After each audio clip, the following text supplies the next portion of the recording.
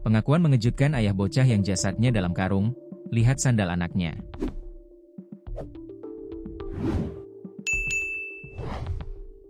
Sandalnya ada di depan rumahnya itu yang pelaku, Pak.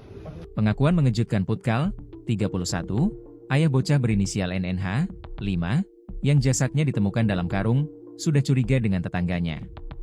Kecurigaan Putkal tersebut bukan tanpa alasan. Satu di antaranya karena Putkal melihat sandal anaknya berada di depan rumah terduga pelaku.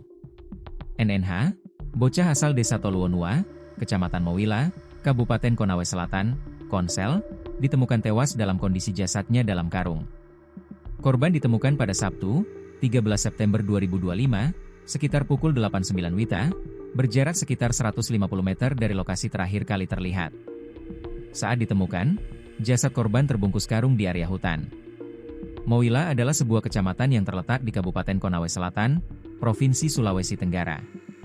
Sebagai satu di antara kecamatan di Konawe Selatan, wilayah ini memiliki karakteristik geografis yang umumnya bervariasi, mulai dari daerah pesisir, dataran rendah, hingga perbukitan.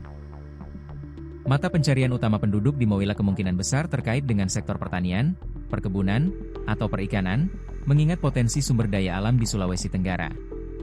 Dikutip Tribun Lampung.co, ID dari tribunnews.sultra.com, NNH sebelumnya dilaporkan hilang pada Jumat, 12 September 2025. Sebab, ia tak kunjung pulang setelah pamit bermain bersama teman-temannya tak jauh dari rumahnya di Desa Toluonua, pada Kamis, 11 September 2025, sore.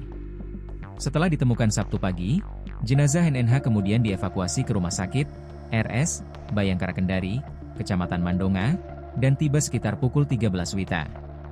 RS Bayangkara berjarak sekira 49,7 km, km, dengan waktu tempuh 1 jam 18 menit berkendara dengan mobil atau motor dari rumah NNH. Di rumah sakit, jasad korban akan menjalani proses visum dan otopsi untuk mengetahui penyebab kematiannya. Ayah korban, Putkal, 31, mengungkapkan sejumlah temuan yang mengarah pada dugaan pembunuhan putrinya. Ia mencurigai tetangganya, hanya terpaut 4 rumah dari kediamannya. Sendal anakku ada di depan rumah, terduga pelaku. Anakku hilang sejak pukul 16 WITA, dan hanya sendalnya ditemukan di depan rumah itu, ungkap Putkal. Ia menyebut terdapat barang bukti berupa gunting dan gorden dengan bercak darah. Namun, ia tidak mengetahui secara pasti bagaimana pelaku menghabisi nyawa anaknya. Kami dapat anakku di hutan. Pelakunya sudah menyerahkan diri, sudah ditangkap dan diamankan, katanya.